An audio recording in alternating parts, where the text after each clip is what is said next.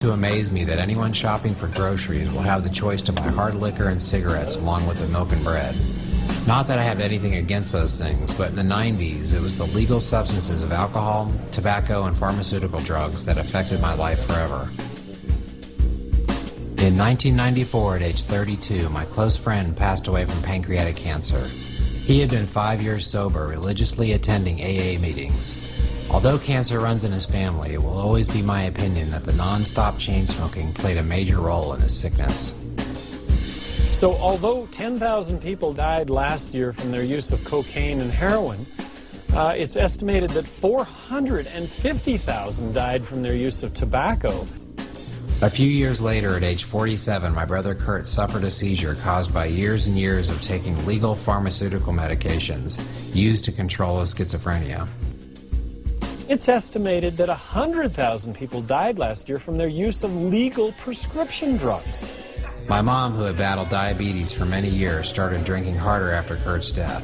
And even after surviving an almost complete liver failure, was still unable to quit drinking and lost her life in 2001.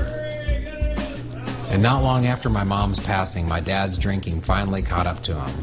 But luckily for my dad, he told me that the dialysis machine allowed him to drink way more than ever because of how it filtered the alcohol. It's estimated that 150,000 people died last year from their use of alcohol. And I'm not talking now about drinking and driving. I'm talking about just the health consequence of drinking. I'm sure that there are a few people that died last year from their use of marijuana, but there are no documented deaths as a result of people smoking marijuana. Perhaps the most absurd aspect of the drug war is the continuing battle over the legalization of medical marijuana.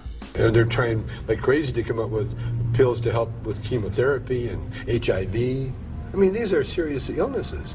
For cancer survivor Todd McCormick, the right to use medical marijuana has been a lifelong struggle.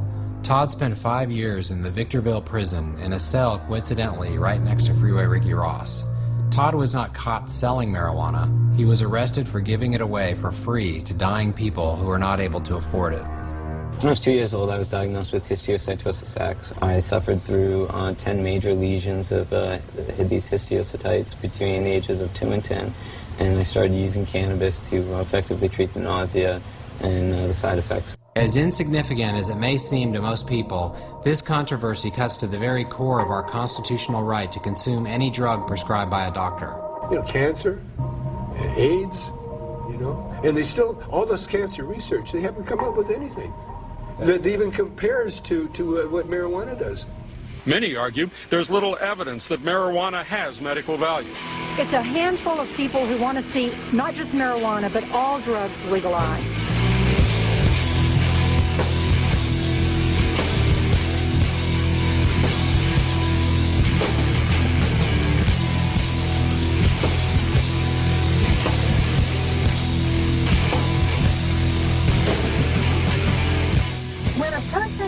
A drug, of course they feel good. That's why they take a drug. Does that mean it's medicine? Does that mean that it cures the situation? No, it doesn't. Why is our government spending billions of our tax dollars every year to stop people from growing a plant that helps the side effects of chemotherapy? You're looking at pharmaceuticals. This is a multi-billion dollar industry. But if you look at all the pain medications, all of the drugs that we use, probably 80% of them could be eliminated by people using cannabis. Meet Dr. Claudia Jensen. She might look like a soccer mom and most certainly does not get high. But when it comes to giving her patients what she believes to be the best medicine available, she is not afraid of the bullies in Washington who fight so hard to protect their interests. You even testified before Congress a few weeks ago on the use of medical marijuana. What led you to the conclusion that this is a viable treatment for this disorder? Well, that's what patients reported to me, so I listened to them. Marijuana doesn't kill your liver, doesn't damage your kidneys, doesn't cause ulcers. It can increase risk of respiratory problems, bronchitis, and pneumonia. The risk of cancer is not significantly different, very minimal increase in risk for cancer. It just generally does not have a death profile. As they say, life imitates art, as I received word that my dad had been diagnosed with throat cancer. I had never even seen my dad smoke, but his 40-year-old 2-pack-a-day habit reared its ugly head. Ironic, because he drank enough Smirnoff vodka to drown a Russian battalion, but now his life was threatened by something we'd never expected. I mean, my mom and dad voted for Nixon, and they were happy about it even after Watergate. We're proud that they voted for Nixon. They voted for Reagan. They voted for Bush 1, voted for Bush 2. You know, I mean, when I bring up marijuana to my dad, he just rolls his eyes, you know, while he's sitting there drinking his Smirnoff.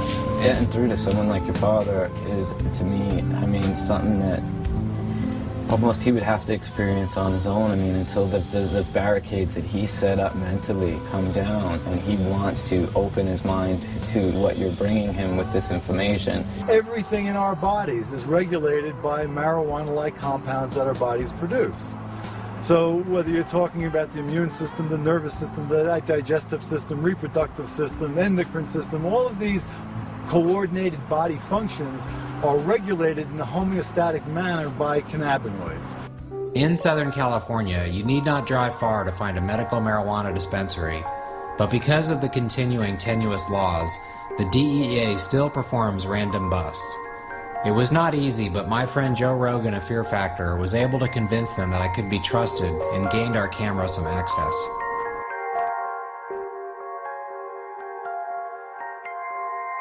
Well, what we try to do when members come in here is that we try to give them an introduction as to what is available.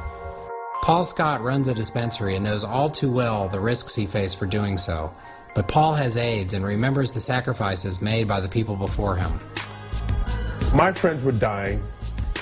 Brain cancer, you know, it was the people early on who were dying. And most people who helped start that Oakland Cannabis Club are dead.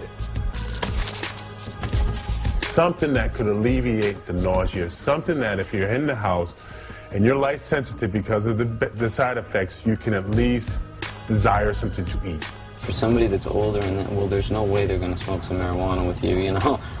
Put it in a little brownie and or a little chocolate chip cookie or something that they like, and let them eat it and let them discover the effects of it in a sense on their own. Again, these are the different delivery methods of being able to eat the cannabis without smoking it. So if the grandfather who's at home nauseated and in bed and on eating, there is something that you're able to give them that's well tolerated and that will be on beneficial side effects of eating and feeling just a little bit better that day. Big business does not want us to know that we can cure cancer forever at very low cost. Dear old Donnie Rumsfeld, you know, our chief torturer, chief liar on 9/11, one of the chief liars, was the CEO of Searle Pharmaceuticals. Why would the pharmaceutical companies want you to be able to grow a plant in your backyard that might cure your menstrual cramps, might solve your headache, might give a terminally ill cancer patient, you know, some chance of gaining some weight and having a tiny quality of life? If you can grow that in your backyard, there's no net profit for corporations, and we already know what net profit means to stock prices. 10 states have passed laws permitting the use of medical marijuana, but today the court ruled that the federal ban on marijuana supersedes those state laws. Polling has shown that a large majority of Americans consistently support the use of medical marijuana. Still, in a 6-3 decision, the justices said that federal authorities may prosecute sick people who use marijuana, even if it's at the direction of a doctor. Here we are in the modern world where sick people of all colors fear incarceration because of the medicine they use. Is their plight helped or hurt by what I consider to be the most honest of all pot smokers? People who just want to get high. So awesome. How's tobacco? Hello, NBC. Nobody's here for any joint. That's a guard. Nobody is here for one joint. I will guarantee you, you're not here for one marijuana cigarette because the law says you have to do it at least 3 times. At least 3 times to even be prosecuted. So you are not here. You're the one that said that? Who said that? You did. That was here for just a joint. No, you said it. Now, you are lying. You are not here from one marijuana cigarette. What's your name? I'm here for